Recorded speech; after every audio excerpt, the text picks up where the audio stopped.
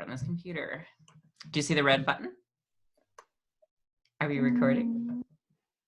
Oh, I yeah, think, I see it. yeah, Okay. we are. Awesome. So thank you, Britt, for coming on and being our third interview. Super No excited to problem. dive into not only what you do as a profession, because you are frontline and have some really key information for us, but you're also a fitness competitor, health nut, and just mental health advocate. So I just think that with all of your expertise, you are key to be on here and sharing that information with us. So Thank you. I'm excited. yeah, so tell me a little bit about, well, I know what you do, but tell everyone else that's listening what you do for a living. It's fascinating. Okay, so I'm a physiotherapist at a hospital in Toronto. Um, I graduated with my Master of Science in PT about a year and a half ago. So I'm still kind of newer to the full-time working in a hospital life. But I really love it, even now that it's gotten a little crazy with the pandemic, obviously. But so right now I'm working on the respirology floor. So basically my job is getting people with a range of acute and chronic medical conditions up and moving regularly while they're in the hospital, so that they can maintain their strength and independence and then easily transition back into their home environment when they're medically stable. Amazing. And then I knew that we were chatting a little bit before, but you were stating as well that you have had to work with people that have been positively tested. Am I correct in getting them ready to go home? Because I thought that was very interesting. Yeah, that's right. So one of the roles of the physio, like I was saying, is getting people home safely. Mm-hmm. So with patients with suspected COVID or maybe confirmed positive COVID, we can be responsible for making sure that the patient is safe to go home and self-isolate, so that if they don't need to be admitted to the hospital medically and they're safe to just self-isolate at home, that's obviously better than them being in the hospital and potentially infecting healthcare workers or other people, other patients in the hospital. Mm-hmm. Um, so that's when the physio could be called in to assess the patient to see if they're safe to climb the stairs to get into their house or get out of bed on their own if they live alone, Yeah. things like that. So that's where we come in there. You know what? I had no idea that you'd be going into those situations till we talked. So I really thank you for what you're doing, because that's very valuable and I had no idea. There you go. And which was really cool about your fitness routine. So what did it look like before and how does it look now? So before the pandemic, most of my workouts I did at a gym not at the hospital. So like just a regular gym in the community, but obviously all of those gyms are closed now, as they should be because of the pandemic. Yep. But fortunately for me, the hospital I work at has a little gym for all the staff and physicians there. So now I've kind of shifted to doing my workouts in that gym. And I feel so lucky that I have access to that gym, because I know all of my friends in the fitness world are trying to get their workouts in at home, which is so inspiring. And now But you yeah, fought for that, right? Because I remember you sending me a WhatsApp image of the facility still open. So you fought for that to stay available. yeah, yeah. And the hospital's still like reassessing it every day. But of course, they had to consider closing it just because different healthcare Mm-hmm. professionals going down there, touching the equipment. But yeah, myself and a few others really advocated in terms of like how important it is to us for our mental health and our Yeah, physical health on our lunch breaks going down and just de-stressing. And it's good. one of the things that really helps us do a good job in our jobs every day. Um, Mm-hmm. so we kind of worked to compromise with the hospital, and they agreed that for now it's still safe to keep it open as long as we're wiping down all the machines before and after. And they've limited the number of people that can be in the gym to, at first it was 7, now it's down to 5 at a time. So we kind of have to all fight for our spots. Um, but it's pretty cool. We're all working together because we all want to keep it open, because we all recognize how important it is, and the hospital recognizes it too. And that's why they're being so great and trying to find ways to ensure that it's still safe for us to go.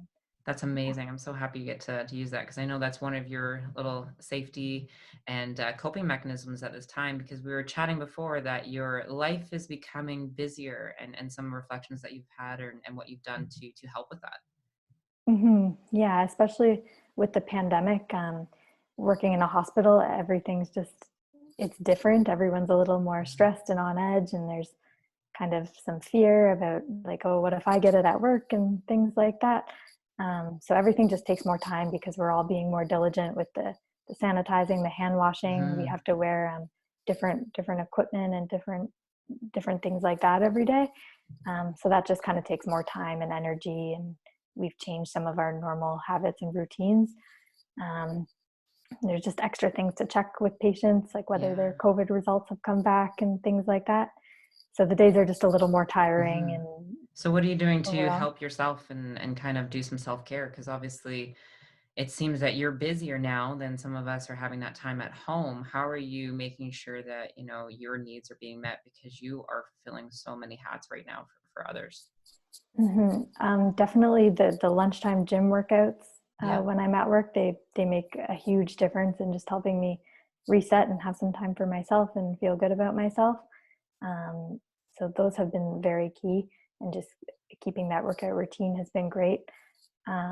Also on my days off now, I'm really prioritizing just kind of resting and relaxing and doing whatever I feel I need to do, getting fresh Good. air, going for walks with my boyfriend. He's at home most of the time now, so he's been really great in helping. Like when I get home, dinner's ready, so I don't have to worry about that. And Oh, it's kind of brownie just, points. Good job. yeah, things like that just make it a lot easier to just focus on work when I'm at work, and then just Yeah. relax and take care of myself at home. Still trying to like eat healthy and everything to try to make sure my immune system is as strong as it can be when I'm going in there. Yeah. And then we obviously had to kind of reschedule things because you were set to compete as well. As Allison, we did Mhm. another interview and we've had to postpone that, obviously. How did you kind of deal with that initial news and now going forward and what you're deciding to do? At first, I was obviously really disappointed. Hmm. I wasn't really surprised because some of like all the shows before my show and a few of them even after were postponed before mine was. So I saw it coming, but it was still disappointing. Um, but I kind of decided that it wasn't going to be like oh, this wasn't meant to happen. Let's just Hmm. relax and not worry about training or eating or anything. Like I still just wanted to look at it as more of an opportunity to have more time to practice and prepare and get stronger. And Hmm. thankfully, I still have access to a gym, so I've still been able to keep up a fairly regular workout routine and everything. Yeah. Um, so it's kind of just like an extra challenge, an extra hurdle Yep. on I the think you path, I took it guess. on as soon as we found out about it. You took it on with just such positivity. And I remember the email was saying I got more time, which was beautiful. And I think that would help a lot of competitors as well, that, we all have a little bit of extra time to focus on things that we might not have. And although you're a little bit busier, we still have access to the gym to be able to focus on those areas that we wanted to when we get on stage. And Yeah, how exactly. are you feeling about that with a little bit more time as we transition to a new show? Is there any new perspectives or any kind of reflections that you have that you're going to go into, I guess, this new prep now?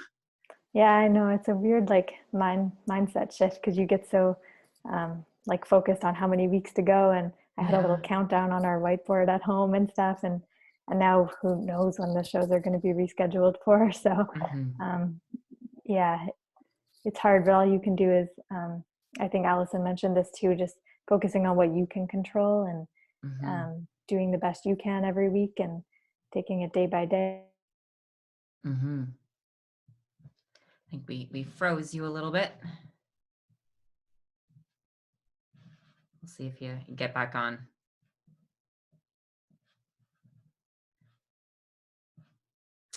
Well, I guess I'm talking to myself now.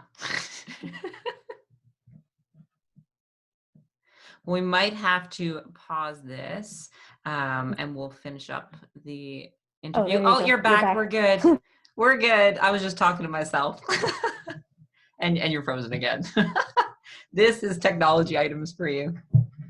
There we go. Oh, there we go. There we go. You know what? This is the fun bit. It's like we get frozen in the most weird faces, so I look forward to seeing that one. Oh no, now I'm scared. I think it's because I'm talking, it'll put me on the face, so don't worry about it. Oh, perfect. Okay. And now, before we wrap up, is there any kind of last advice that you would give anybody watching, any of the bunnies, or anybody that feels kind of stressed and overwhelmed at this time because you've taken things on in stride in a very calm state that you might have something to add on to it? Uh, yeah, I would just say I kind of look at this as an opportunity instead of a bad thing, because um, never again are you gonna. I know most people are kind of stuck at home now. Never again are you going to have the opportunity to have this time at home just to focus on you and reading and writing and new goals and meditating, things like that. Like trying to find some new things that you don't usually get time to do and really embrace that. And then just taking care of yourself, like being gentle with yourself and not hard on yourself, especially like I know if I was stuck at home and didn't have access to a gym, I'd be feeling pretty anxious. So Yeah. yeah, just do what you can to go Mhm. for walks and things that you can do at home. Love it. And is there anything that we can do to support you as a frontliner? Anything that anybody watching this that we can do to support you? Just stay home. That's really the best thing Yep. right I now. We just mhm. have to limit the risk of it spreading more so that we can continue to be able to manage it effectively in the hospital. So, Yep. yeah, Don't worry, Rusty and I will be sitting home. that's great. Awesome. No, you're such a superstar and such great advice. And I can't wait to hear what other people say and some comments. And I'll make sure to put your Instagram and Facebook link below. So if anybody has any questions or wants to connect with you, I'll make sure that happens. But Britt, thank you so much. And I know that we're all excited to watch you transition through all of this pandemic and train for your show and get up on that stage. So we wish you all the best of luck. Thank you. And thank you for all your help and support, Jill. Oh, you're most welcome. We'll stay on here and chat, but I'll stop the recording now.